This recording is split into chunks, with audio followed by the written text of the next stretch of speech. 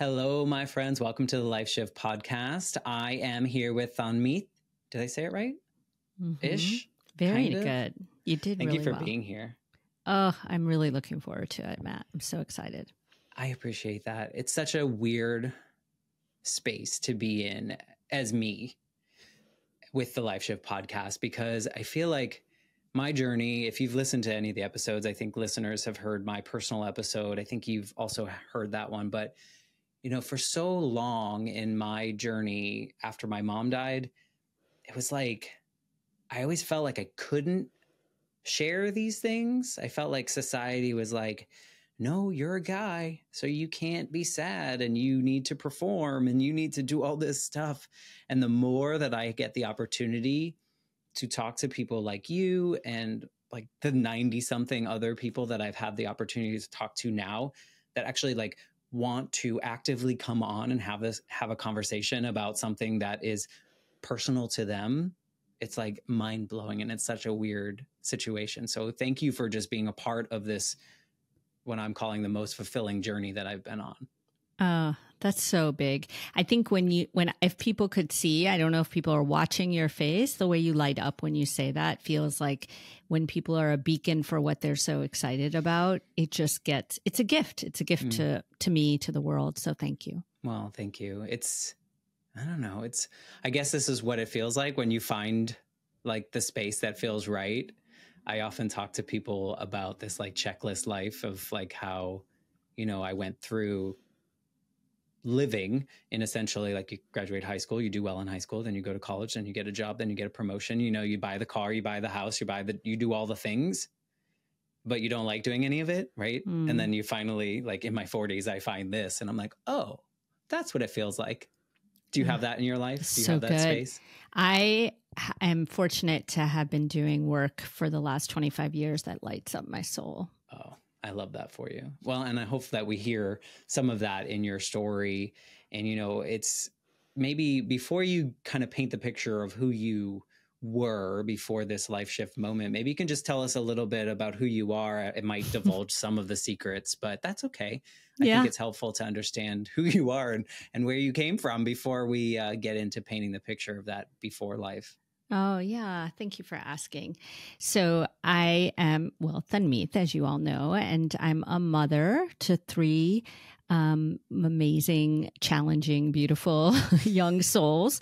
And I am an integrative and psychedelic medicine physician. I'm a family medicine physician by training and have been in integrative family medicine for the last 25 years on the front lines in the hospital, the delivery room, the clinic. And I'm now shifting out of primary care to focus on my integrative work and psychedelic work. So I'm also researching psilocybin at the University of Washington, so doing psychedelic research. And I teach and I write. I'm a new author and I'm a speaker. Thank you.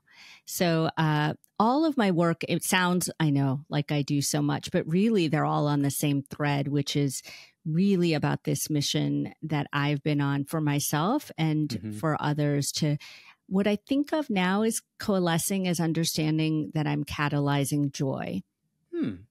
Wow. Well, that's a big, lofty goal for you. And then something like something to live up to, like when you tell people that, right? You're like, oh, now I got to deliver. I know. Now let's see how the rest of the conversation goes. But yeah. Have you just recently come to that, like condensing it down to that short statement? As you know, I mean, my book is called Joy is My Justice, and this joy work has been really coalescing in the last 10 to 15 years through my work in trauma globally and integrative mental health and my own personal journey. But I'm realizing that my psychedelic work is just another extension of that, in that it's another tool to catalyze insight and bring yourself to joy and more thriving in your life. Yeah. Yeah. I've had these conversations. So I've had a couple of these conversations in the Life Shift podcast of people speaking about psilocybin and things along those lines. So I'm really interested to hear your story. And as you know, as the listeners know, I don't want to know too much beforehand. So I just, you know, there's a lot of pressure in that as well, but maybe you can kind of paint the picture of what your life was like leading up to this pivotal moment that I'm guessing brought you to this opportunity of living in this joy and providing that to others. Yeah. I mean, so I was in the same way an integrative family physician and doing global trauma work and working with the most marginalized communities. So social justice and activism has been a huge part of my professional and personal life for my whole career in life. And, you know, I'm that kind of person who, when something's wrong, especially if someone's an underdog, I'm there to fight and I'm ready to fight. And it's probably because I felt like an underdog most of my life. Yeah. You always fight for what you need to heal from, right? And I think so. Yeah. So that was what my life looked like. And I had found a beautiful soul to partner with, and I'm still with him, and I feel really fortunate for that. And we were trotting along, but not mindlessly, really beautifully, and loving our work and our life. And I was on top of the world in some ways, and not in riches or anything, but in meaning and beauty. Yeah. And did you feel that? I mean, maybe I know you're going to go into. I don't think I felt it enough. No, right? Like, looking back, I don't think I realized how sort of good I had it. Right. But then I became pregnant with my third child, and I was on top of the world. I knew for that because I had gone through years and years of infertility, and to get to this point of having 3 children felt like a monumental milestone. And I appreciated every second of that. But as I was 9 months pregnant with her, a month before the delivery, I received news that my second child, who was barely 3 at the time, had a degenerative and fatal illness. And it's Duchenne muscular dystrophy, which is like an ALS in children, in young boys. And, you know, Matt, it was that moment of I fight back. Yeah. But there was nothing to fight for. You know, even the doctor said, which, by the way, I'm a physician. Any doctors out there, don't ever say this. But the doctor said to me, you know, I'm sorry, there's nothing we can do. And from his contrived narrow lens, that's true, right? It was a fatal illness, but I think those are very powerless words. And there was nothing left to fight for. And I wondered, how am I going to do this? You know, and I knew I could kind of muddle through, but I didn't want to muddle. I wanted to thrive, and I wanted to have joy. And at that moment, I really didn't know how that would ever happen again. So getting this news of the diagnosis, which sounds very, maybe coming from a textbook perspective, possibly as that doctor, not from a human to human conversation, but rather just like very, here's the textbook response. You know, there's nothing left in the book. I think so. Yeah. I mean, I would say it was a doctor to human conversation, because even though I am a doctor, in that moment, I was just a mother whose dreams were shattered. Right. And, but did it feel like this? Was there sympathy, empathy? Was there any kind, or was it very just matter of fact? No, there was feeling, and definitely he felt hopeless, which wasn't a good feeling. But I guess the reason I'm nurturing people to not say that if they're in that professional role is that, you know, there is always something we can do. And that's where I stand now to tell you that. But at that moment, he made me believe there was nothing left to do. And I don't mean a cure. This was 14 years ago. 14 years ago, which I think, and I don't know anything about the medical field or space or how people operate in that space. I'm fortunate, I guess, in a sense that I haven't really had to deal with much of that in my life. I mean, besides losing my grandmother to cancer and learning that stuff, I didn't have a lot of that. But I also think in my own, like, not medical, but healing journey, 14 years ago compared to now is quite different in the way people talk about things and the way people approach things. If you look back on that moment now, surface level, do you feel that approach was very typical of the time, you know, in which a mother would receive something like that? It wasn't like what you do now with integrative things, and people weren't going on the edge or pushing past the edge, but rather like these are these are the typical things and this is all we can do? Yeah, I mean, that's a really good question. I think it's yes and no. I think, yes, it's very typical. And I think people are more open that there are more ways to do things now. Yeah. And at the same time, medical education and training in how to deliver this kind of destructive, tragic news has not advanced much, other than the residents I teach or the, people that have experienced it. Yeah. I mean, we're taught in medicine, in medical school, not to give our patients false hope. Okay. Not to give them a sort of rosy picture that isn't available. Now, you can see the logic in that. You can see the truth in that. I mean, you don't want people to think there's something that isn't there. Correct. At the same time, and I talk about this in my book, the same time, hope is bold action innate in our body. It's why we get up every day. It's not ever false. I was taught by a mentor later, never is hope false. And I believe that now, because to hope for a better tomorrow, you must acknowledge that today is not okay, that today is not what you want, that today is lesser than you hope for. And so to get up again tomorrow and face the day is hope in action in our bodies. Right. And in that moment, I think a better, more truthful thing to say would have been something like, I am so sorry. There's nothing in my medical toolkit that I can offer. But what I can offer is that there is always a way to live with gratitude, love, and dignity, and to have a life that feels good for you and your family. And I want you to know that now. Well, let's just put that in a capsule and share with everyone in every field, because I think there's so much power in that. And I think you see the hopelessness a lot when people get these diagnoses. And, with your child getting this, was it something that was building? Like, did you know something was coming? Or was this like out of the blue kind of moment for you? Because, you're describing this life of fulfillment, I guess, maybe, or, you were checking the boxes, whatever your boxes were. I don't know if you subscribe to what I did of society telling you had to have X, Y, and Z, but it sounded like you were fulfilled and grateful for the experiences.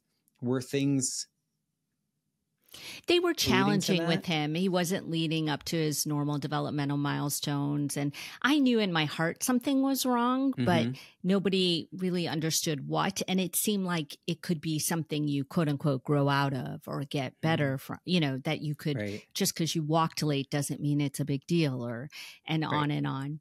And I always knew something was wrong, but you don't want to believe it, Right. Because, and it's probably weird too, as being a medical professional with all that knowledge and understanding and whatnot, but then also just being a caring mother, you have these like opposing forces almost at times where you're like, I know, but I don't want to know, I have this hope. So you kind of felt that way, but then you got this news. And was it more the diagnosis or the way that was delivered to you of like, there's no hope kind of feeling? No, it was the really diagnosis. It was the diagnosis, because there's over 80 types of muscular dystrophy, but this is the most severe and the only one that's fatal. And so to get that kind of diagnosis is just a blow beyond a mother's understanding, right? Yeah. That this young child who's barely 3, will lose his ability to walk, and then to move his arms, and then to breathe, or his heart will fail. To understand that kind of prognosis is kind of incomprehensible. Right, because it also shatters the dreams that you had for him, right? Like, I'm sure as a parent, I'm not a parent, but I'm sure a lot of parents kind of start to imagine what their kids' lives will be at certain milestones and the experiences together. So I'm sure that's also like a grieving or a loss. Did you experience that kind of grief? It's a big part of the spiritual journey. Yes. And even though what I tell people now, and what I've said for a long time, but what took me a while to get to, is that he shattered every dream I had as a mother for not only him, but our family as a whole. And yet the dreams that he remade for me are actually far bigger than those small dreams. I mean, I'm not dismissing the dreams of your child, being on an athletic team or going to college, or I love all that. I think it's beautiful. And at the same time, they were dreams that were not as big as the ones I have now that he's made, which are that he has taught me unconditional. I thought as a parent I knew unconditional love. I didn't know it till he taught it to me. He has taught me presence. He has taught me to unattach from those kinds of dreams, because the truth is, as a parent, I went straight into dream mode, what I hope for all my children. And there is nothing wrong with that. And at the same time, when we attach too strongly to those, we can bring on suffering for ourselves.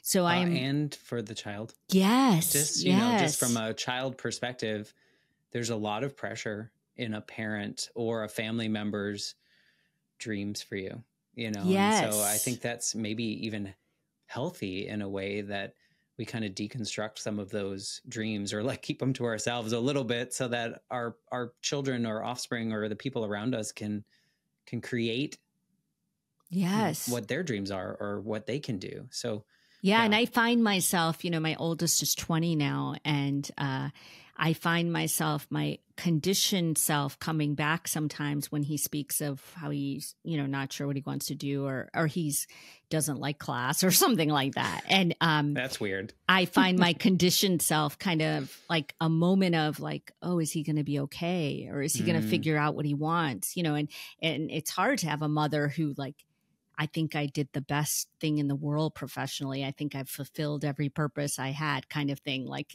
how do you live up to that? And so that comes for a flicker. And then I'll tell you, it goes right away. And what comes for me is, and I tell him, I say, just lean into what gives you joy and the rest will unfold itself. And I know in my heart that although he may struggle by definition of what somebody else may think is success, or he may succeed as what someone else thinks is struggle, it's all his own, right? It's not mine to contrive or figure out. So that's a gift to live in that, Yeah. So when you got this how like what changed when you walked out that door? How did, because, you have this, I don't want to say idyllic, but you had this like life that felt fulfilled. And then you walk out that door and it feels like a different life. Very well. That moment when the doctor said that was actually 2 days later. What we got first was a phone call, and my husband called me at work and told me to come home. I describe it in much more detail in the book, but it was quite a scary day when he called me. And when he called me and I came home, we knew that he had something. We knew he had muscular dystrophy, and because of the blood test, we knew it could be really bad. We didn't know how bad till the 2 days after that. But when we got that news, I'll tell you what happened was actually, I'm not saying this to contrive it. Now I'm realizing it was a life shift moment, is that we had our head slung in our heart on a porch bench together. Our kids were at school. We were sort of like, how did this happen? What happened? What, kind of hit us today? And we found ourselves inevitably doing the why me, why us, why Zubin, that's my son, why. And there was a moment in there that was the life shift, honestly, which it doesn't mean it all got solved or my journey, No? My journey took years. But what I'm saying is there was an igniting moment where one of us, we still to this day kind of lovingly argue about who said it first, but you're going to say it's you. Yeah. And I don't know actually, but we said, why not me? Why not us? Why not Subin? And it wasn't this moment of like, what the hell? We're all going to suffer. Let's do ours, or nothing like that. But it was a moment of, why can't we live this life and figure out how to still teach our family that life is more than this smaller story that we may have been given or told. Mm. Why not us? And why not us? Because are we that arrogant to think that only humans who deserve quote unquote suffering get it? No, we've never thought that. So when we say why me, we don't mean to, but as humans, what we're really trying to rationalize is how we could have deserved something. Mm-hmm. And we realized in that moment, we don't deserve this and no one does. We're just human like everyone else. And we also deserve to figure this out. Then our heads went back into our hearts. We cried a lot more and the days got harder and harder. I'm not going to paint a picture that isn't true, but what I'm going to tell you is that moment was everything for us. And it still lives as the defining moment for the two of us as our parenthood. Yeah. And, for me, it was what I call in the book, actually, an embodied micro-resistance. It was a moment where I, in my body, felt, no, I have something to fight for. Mm. It's myself. It's my family. Yeah. I mean, that's so powerful. And something, this is going to sound so terrible, something that I personally can't understand. Like, it's so, you know, and I think there's a lot of people in my position where, and it's probably societal conditioning of some sort of this, like you said, we like, how did I earn this? How did I deserve this particular thing? And having experienced, you know, depression and not clinically, but, you know, that feeling, depressive moments in my life and anxiety, I personally never had those light moments. It always felt to me so much easier to stay in it, to stay in that feeling, because it was like weirdly comforting. Like, it's so weird to say out loud and to say for everyone to listen to, but it was like, I just can't, I wish I could have a light bulb, not a light bulb, but a light in the dark, you know, that there's just something there. And I know you said it wasn't like, as soon as that happened, everything was roses and our lives were back to wonderful, but you have that thing to hold on to. Like, oh yeah. I can, that me inside is holding this torch and we can light this place up and we can go the direction we need to. I know you're not ready yet, but I'm still here kind of feeling. Yeah, I think that's true. And I also think, though, it's a yes and that I think those light moments just allow the darkness to be what it needs to be. And so it isn't that they fully light it up, but that it makes the darkness more, not understandable, but more comfortable, because you can see that your humanness is still there. I mean, I commend you for one, remembering that moment, right? Because I'm sure there were a lot of things that happened after that you had to go through and probably fight for and fight through, which we'll talk about in a minute. But I'm curious, is earlier in your life, in your upbringing, did your parents instill things like this in you? Did you feel like your upbringing was supportive in this way, that there is a light side to everything? Or was it a fight growing up? Because I feel like if you're not conditioned, or if you're not like taught these things, it's really hard to manifest them. Yeah. I think that yes, and I think that it's very doctor of you. I know, right? It's not. It's just that there's no binary, right, in this, in anything. And so, my parents say that I'm nothing like them, you know. So that's one thing that they say. And my culture is very woe is me. So, especially for a mother of a suffering child, I should not have joy. I should not be reveling in my life. Yeah. Right. That feels like you're not a good mother. So I have that conflicting, limiting narrative coming at me. But what I do have is what I believe is sort of epigenetics in my ancestral DNA. And I talk about this in the book, is that, you know, trauma lives in our body. We know that through much science and the work of wonder expertise like Bessel van der Kolk and others. that's beautiful that we understand that, but it really does happen. So my parents have lived through the partition of India. They've persevered through migrating to another country with nothing and really trying to make it on their own, having no family support, really being outsiders. I'm Sikh American, so we wore turbans. The boys in my family wear turbans. I have long hair, and we were ostracized and harassed and teased our whole life, and even death threats, everything. But I think that perseverance and persistence is part of my DNA. And even in my faith, there's a phrase that I talk about that's called Chardi Kala. And it really at its heart means eternal optimism no matter what. Finding the power of your joy no matter what, because our faith and our people have been persecuted through centuries. So I think there's something in my DNA that knows that, you just keep fighting.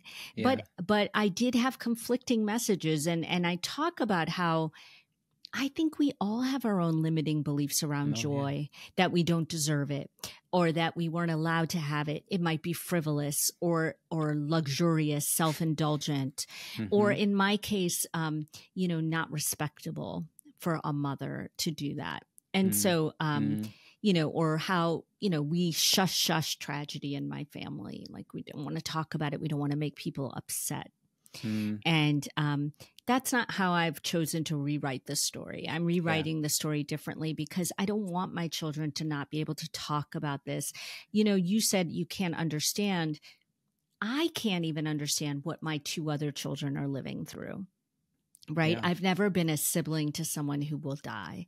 And I've never watched a sibling, decline and die. So their path is very intense, and they're walking it, and it's not easy.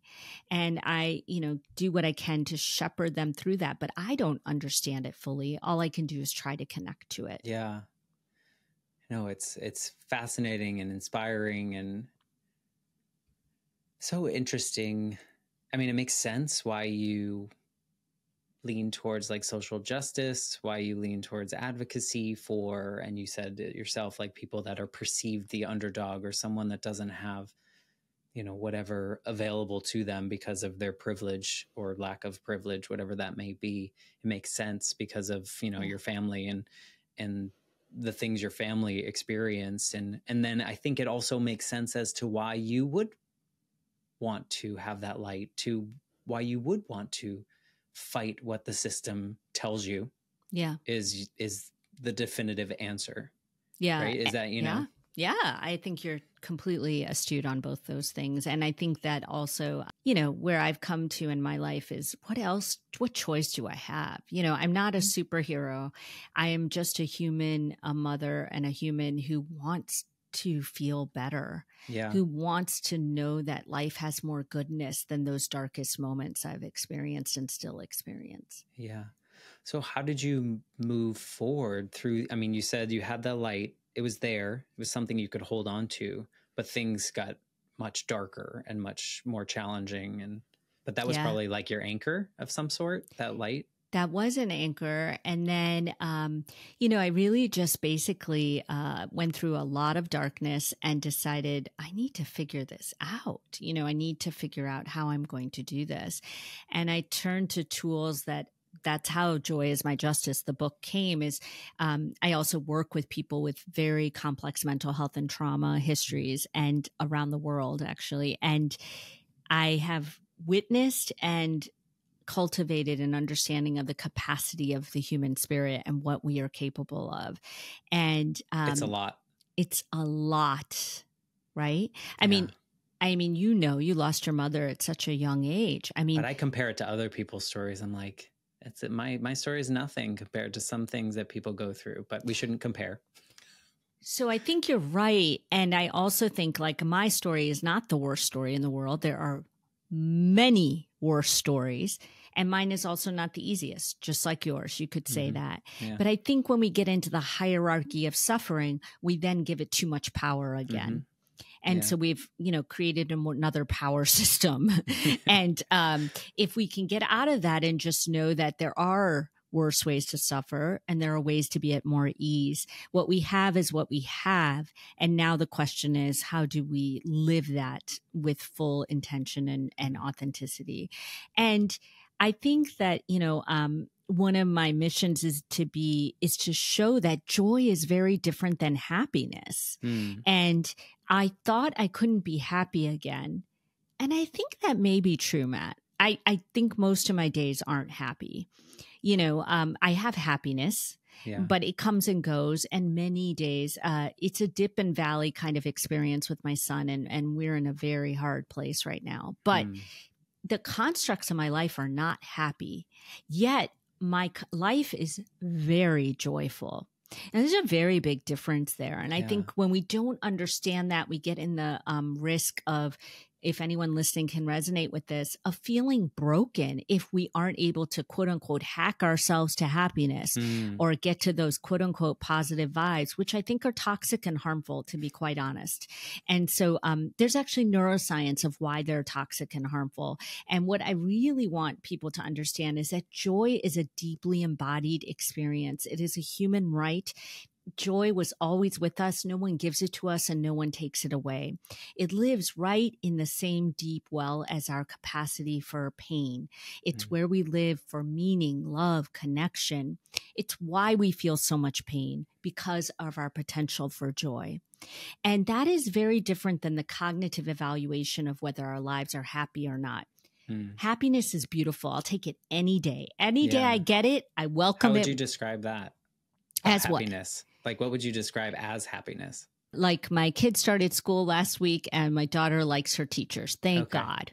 Okay. Compared to a joyful moment of... Compared to a moment of my son, who we're speaking of, or my daughter, coming home and telling me that something really moved them in their heart. And even though it made them sad, it brought them to us understanding of what someone else's life might be like and helped them open to their own pain. I mean, that is joyous as a mother, but it's not happy. I mean, there's, you know what I mean? There's more of an element of like fulfillment of some sort in the joy. Of the meaning, then the connection, right? So it's how I can have, and many times, caregiver exhaustion and fatigue. And then someone will reach out and connect with me and support me. And I know that I'm held and that I'm loved and not alone. That is a joyful moment that is different than the happiness of a good nap that I finally got, which is also, there's overlap, right? There's overlap. I want both. But even if my day can't be happy, I know every day I can touch a moment of joy, just a moment. Even in the days where I've cried all day and thought I was in the darkest place, what I try to remember is that if I'm feeling all of this range of emotions, I haven't lost yet. I'm still in my humanity. And that's a moment of joy. Do you see what I'm saying? Yeah, it's really deep, literally and figuratively. I mean, I feel like... And I think it's also it's like so not what the world is putting out there for us in a way, right? I feel like it's very, like, the world is very performative, maybe not as much as it used to be. And a lot of that performative nature is in that happy. It's in that happy spot. And I kind of, if we're going to really minimize this comparison, I think of this podcast and I think of these conversations that are often very hard to have, but they're so very important. And I think that's in which I dip into that joy well. Like, I could leave these conversations and have to literally go take a nap because it was just very overwhelming. But I feel like that dips into the joy part of my life, is having these conversations. Whereas happiness would be like, oh, that episode did really well on the charts. Like, cool. But that didn't do anything for the joy part. There was no overlap in that one. But, like, I feel like that's how I'm minimizing this comparison. But, it makes a lot of sense in how that well inside keeps you going and knows, when I still have hope, there's still joy. When I still have all these range of emotions, there's still that element of joy in there. You're exactly. Agreed. And I think, I agree that all the conversations I've heard you have on this podcast are touching that deep well. And I'm thinking about one in particular that I reached out to you about, the one with Newton Chang. And, what I think was so poignant and joyful about that really difficult conversation, not difficult, but deep conversation, was that all those people at the workplace who felt touched by Newton's vulnerability, by his avowing of his mental health struggles, there's nothing sort of that you could say is happy about that at the workplace, right. that interaction.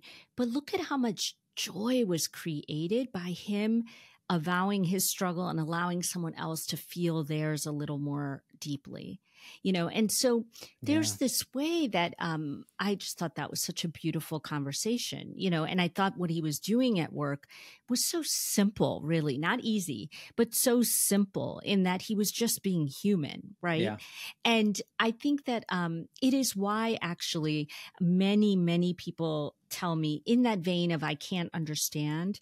Many people I hear often, Tanmeet, I just can't imagine what you're going through. And I think that it's beautifully centered. It comes from a place of I would not act like I could, step in your shoes. Yet, when I have the spiritual energy in the day, when I hear that, what I tell people back now is I would encourage you to imagine. I would encourage you to imagine my pain, because the more you imagine my pain, the more you'll know yours, and the more we'll all connect at a deeper level. Because when people say I can't imagine, all it does is put me in a more isolated form of grief. And so it's not their fault. I don't feel any malintention about it. But when I have the energy to give people a little sort of feedback on it, I do tell them, because actually I think imagination is a bridge of justice. It allows us all to connect at a much deeper level. And so it is true that you and I cannot understand my children's pain, but I can definitely try to imagine it. And the more I try, the more I want to tend to them.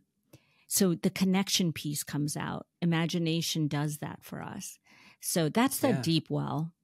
Yeah. I mean, and it goes back to that conversation about Newton, is he opened the door for everyone to allow themselves to think about their pain, think about his pain, think about how I've learned through this podcast that there's a lot more that we have in common than we do have different. And a lot of it is in these harder, painful moments in which we either have to imagine or can exactly feel what the other person is feeling. And I think that it leads to a much deeper connection across the board, like you say. And it's like proof for me in this journey of the last year and a half or so of just really seeing that, is that the more I share, the more deep some connections become. And maybe on the flip side, the less connection I have with others that can't do that. Yeah, that's true. That's true. And that's just part of, like, I guess growing up, it just took me so long to get here, but I'm so glad I'm here and I can live in pain and still know that there's hope that I'll get through that in some capacity, Yeah, exactly. Yeah. And that I would say not only get through it, but that the pain is the living, right? Too. That we are in what we're in, and that life is about living through all of this. It's not always easy or fun. I'm not trying to paint this rosy picture about it, but it is what makes us human, right? And so I am just guessing you get this a lot, but what I get a lot when people read my book or my blog or read my work, they will say, is it hard to be that vulnerable? When you wrote your book, it was so deeply personal. Was it hard to be so vulnerable? And, it's funny. It's that kind of, maybe I would have asked somebody that question 20 years ago, maybe. Yeah. But I think I just can't even get back there because now I just think, I don't know any other way to be. I mean, because Same. if I'm not so I guess you would be the same, is that if I'm not vulnerable, and it doesn't mean I have to tell everybody my deepest secret or struggle, but if I'm not as vulnerable as I can be in a moment, then I'm not even sure what the connection is about. Like, what are we even talking about? Yeah. Right. Yeah. No, I love it. I think it's so important. And I encourage people. Some people just aren't ready. Yeah. Some people have, and it's just like I'm here. I'm ready for you when you're ready it's hard. It's hard. It's really hard to knock down that wall and then to start building it up in some way that's not really a wall, but maybe like a pass through of some sort in which you can, safely feel whatever you need to until you get to the place where it's like, here's my open book. Here you go, everyone. I think that's a beautiful description of that. It's hard. I think it's hard until you do it and then you can't not do it. I agree. What if you, I think you were about to ask me, actually, now I realize, like, how did I get past that wall? Yeah. Or I wonder if people would imagine what it would be like if you just understood that what I understand now is that it was actually harder and more work to not go past the wall. And what I mean is I will just use a mundane example. When I've been in deep darkness or even clinical depression I've had and just deeply, deeply dark, to have someone say, how are you? And then for me to fake it and say, I'm fine or I'm good, actually felt as well in that moment. So hard, so exhausting.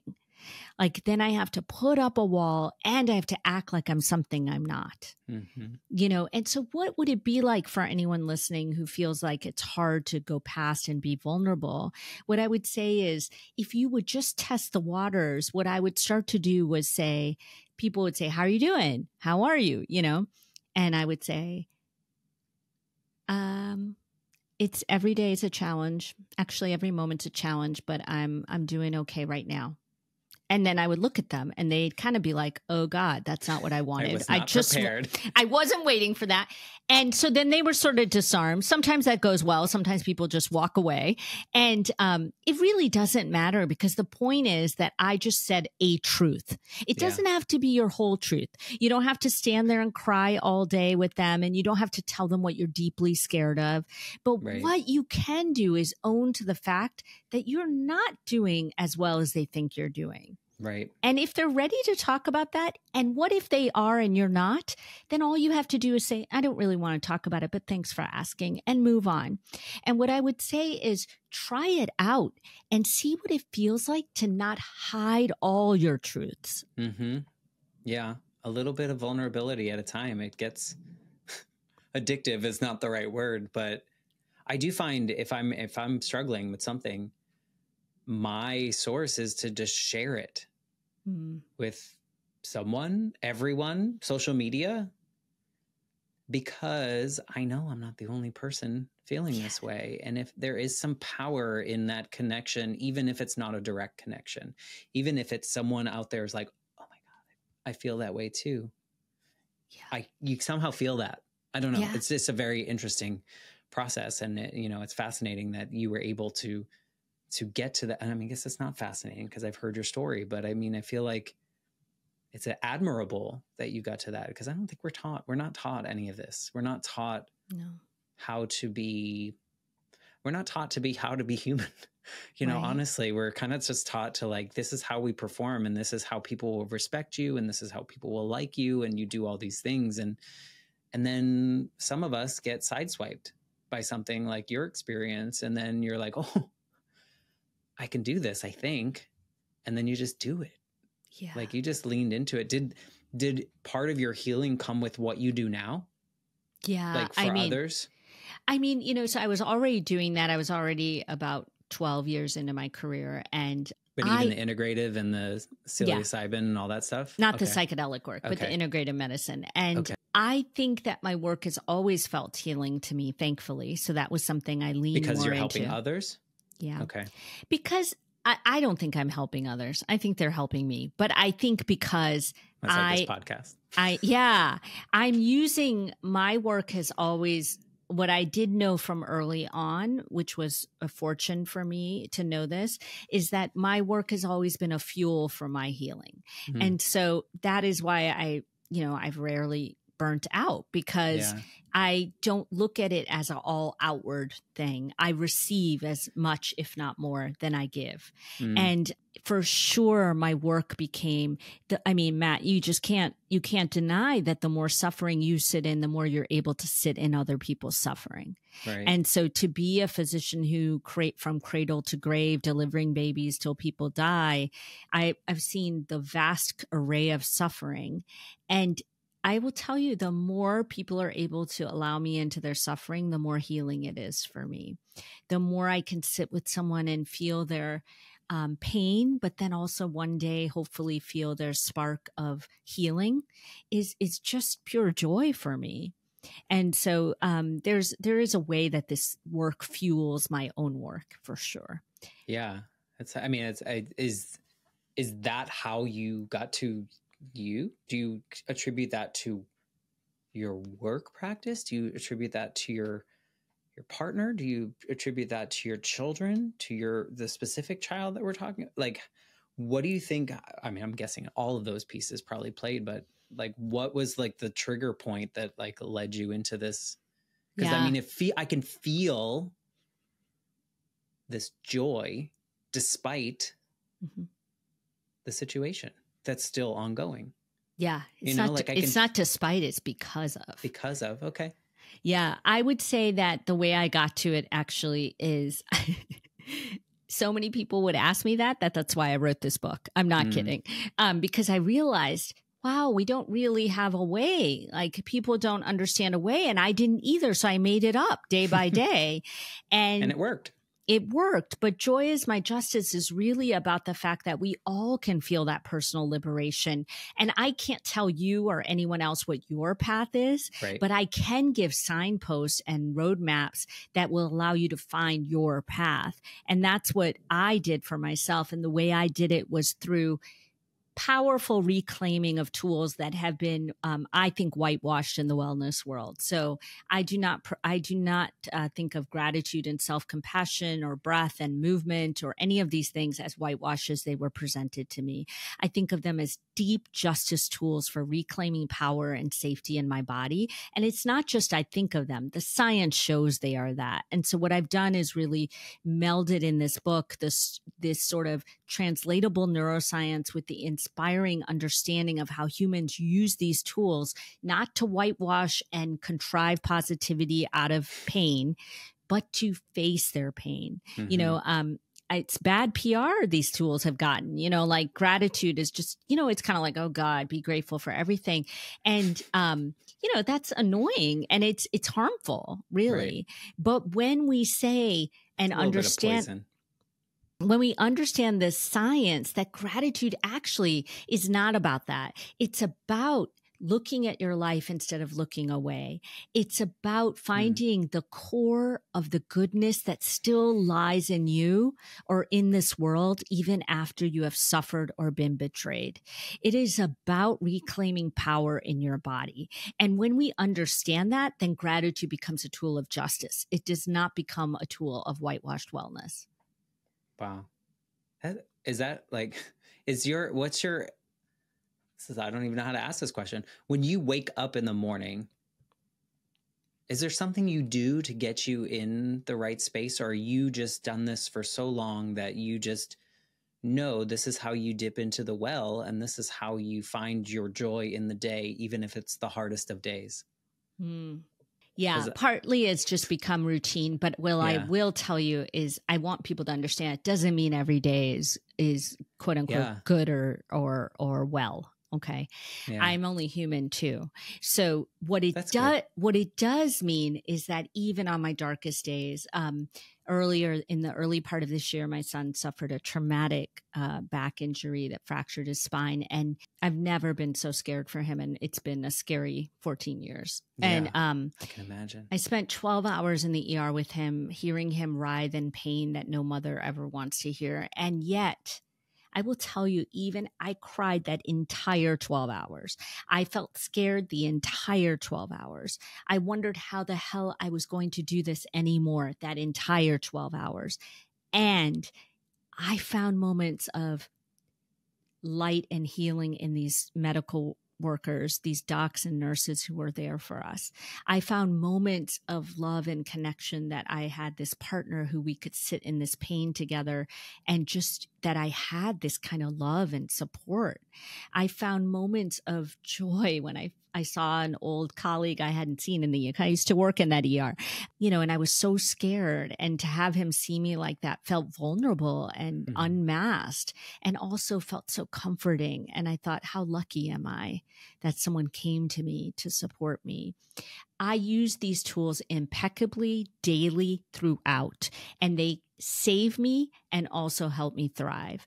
And they have become quite second nature. Yet I can wake up and get lost in a scrolling rabbit hole on my phone. Do you know what I mean? Yeah. And so am I going to tell you about some super morning routine? No. What I'm going to tell you is that I have to return home to myself over and over and over. But that's the practice. It's not about perfecting it. It's not about being joyful all the time. It's about understanding that joy lives in me and waits for me, and it will come back to me no matter what. Yeah. And it sounds like it's an active process. It's something that you sometimes will do innately, and sometimes you will have to remind yourself that it's okay. You've had your moment. You've had your situation. Let's get back to our normal, how we want to feel, how we want to, literally the word feel, not necessarily happy or any of those kind of things, but how do we want to feel? This whole conversation, the only word that's sitting in my mind, I don't know why, but I see it like on a blackboard in my mind, is the word vulnerability. In that everything that you've explained here sits in that space of like, I can be broken. Like, it's possible, and that's okay. Yes. Because that makes me. That makes me human. That gives me the ability to have the joy, the pain, all the things that make me. So it just very much, it feels centered in this vulnerability, which is such a scary word for so many people. But this version of me feels so much power in that word. There's a lot of power in being vulnerable against societal expectations or norms or whatever people are telling us to do. And it's like, that's how you find, or it sounds like that's how you remind yourself of that joy that exists, is just by like feeling, like just being. Yeah. And I also get irritated, right? So like a couple of months ago, I was in a funk and, sort of just could not snap out of this funk. And then I was like, what? Come on. How are you in a funk? And then I thought, okay, where's your self-compassion? You're human. And then I just said, I am in a funk. Yeah. Like, obviously I'm going. Yeah. And then I just felt into it and I let it be. And it lasted longer than I would have liked, but it lasted as long as it needed to. Right. Yep. And, I mean, believe me, some days I just want to stop being deep and I want to go, like have a drink with someone and talk about nothing. But this is what gives me joy. Right. That's okay too. But this is where I live. You're right. Yeah. And, I always tell people I don't swim in the shallows. Like I just can't do it. No, I feel like I'm very similar. What I've learned in this grief journey, and closing the door on one, and then having the opportunity, I say, to really be around my grandmother in her final years and final days and final hours and final minutes and seconds. When people are facing something like that whole thing, I can't imagine XYZ. The only thing I can tell people now is allow yourself to feel however you're feeling at any moment in time. And it's really served me well in moments of funks. Like you say, it's like, I say it out loud. I'm in a funk. I tell the people around me, hey, not feeling so hot. I'm kind of in a meh mood. I'm fine, but I'm going to let this play out because something's happening. Something's moving through, and I honor that. I honor myself, and it's a good place to be in. And I feel, it feels like I understand you in that way of like life is messy. Life is really messy, but that can be okay at times too, because I think like this allows us to dip into that joy, Exactly. I'm really, I know we're kind of getting close to the time, but Where does the psychedelics play into this? Does this play into your own personal journey, or did you just feel there's another realm that we need, not in that way, but there's another space that we should be looking at for healing? Yeah, it's become another way to catalyze that joy. I mean, for me as well as for patients, it feels like I've taken care of such complex mental health, addiction, and trauma for over 2 decades that I have never felt so much hope, honestly. And I don't feel the medications we have are woefully inadequate.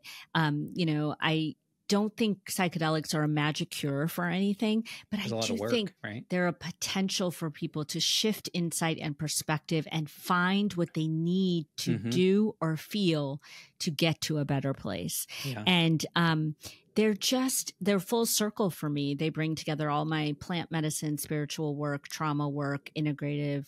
It's all coming together, the social justice to fight for access for psychedelics and really to fight against the racist propaganda that suppressed them in the first place. So it feels full circle. A final puzzle piece. Yeah. Maybe I myself, the final, but yeah. I mean, who knows? I myself have gained much healing and insight as well. But that came later in my journey because I'm one of those kids who grew up with the fried egg on drugs kind of thing. And, I was like, I'm not messing up my brain. And now I realized that was racist propaganda, but whatever. I'm back. We can learn again. Another battle that you have to.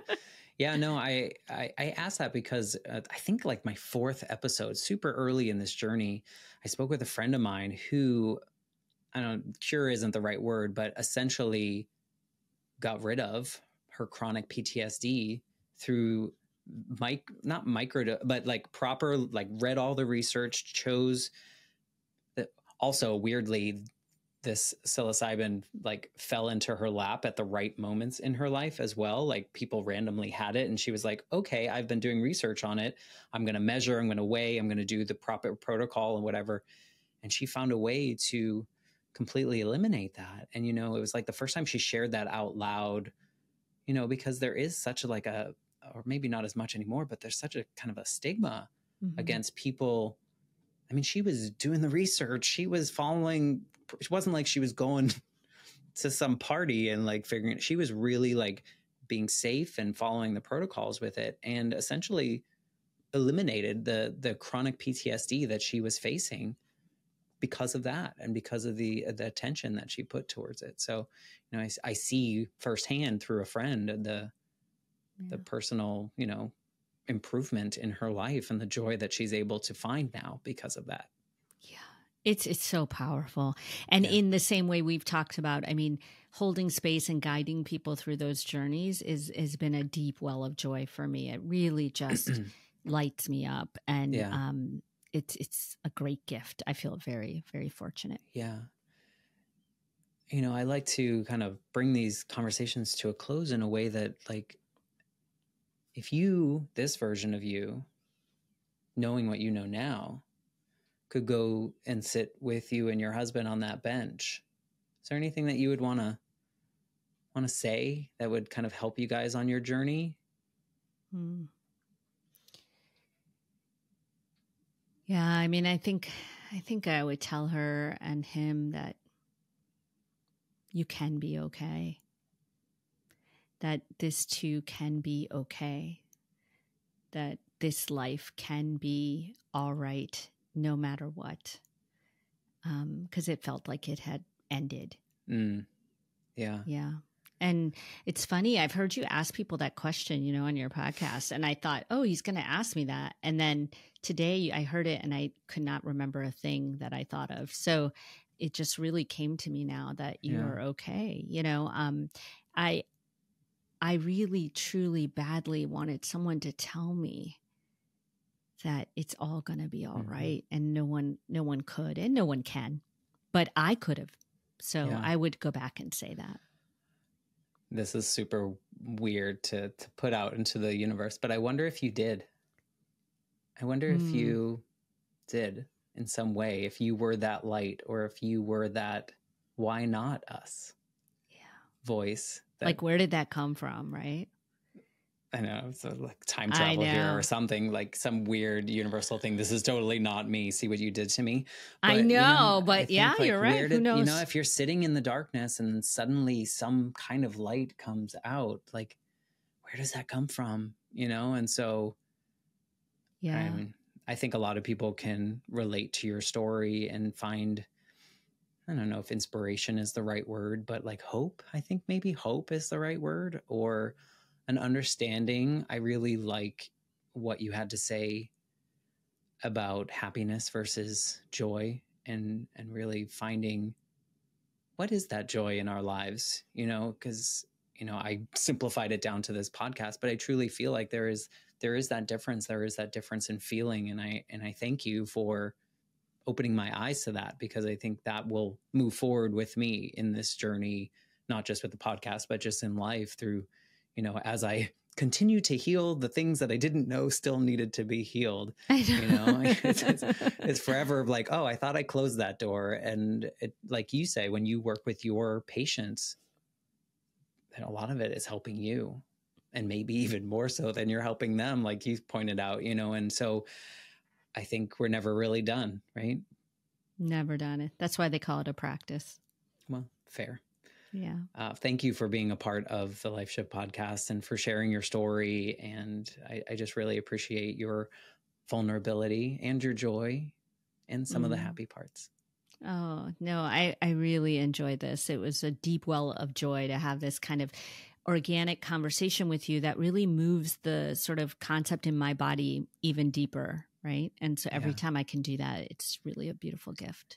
Well, thank you. If people want to connect with you, we'll definitely give all the links that you say, but what's the best way to like get in your orbit, check out your book, do all those things? What's the best way? Yeah, I mean, the best place is on my website, which has my book and bonuses and a joy quiz if you want, which I actually really love. I just made it to get people a portal into where their next step might be. Mm-hmm. And I'm most active on Instagram, and I love hearing. I have found so much joy in connecting with people on there that it surprises me, because I don't love social media, but I must love it because it's really been fun. And I love hearing from people if they had a takeaway from this episode. I love hearing that. And just people reading the book and reaching out. It's a beautiful thing. Well, now that we've had our conversation, I'm able to read your book, because it's like one of my rules. I don't read any books or learn anything about it. This is a risky, vulnerable podcast in that way. Gosh. For who, me? Yeah. I think so. Yeah. Well, I appreciate you. Thank you so much for just sharing you with the world. I think it's super important. Thank you so much. Yeah. And if you are listening and you're enjoying the episode, I'd love it if you just share it with someone that you think might need to hear what we talked about today, or this episode, any episode, the show, whatever it may be, helps a little indie podcaster like myself. So thank you again. And we'll see you next week with a brand new episode.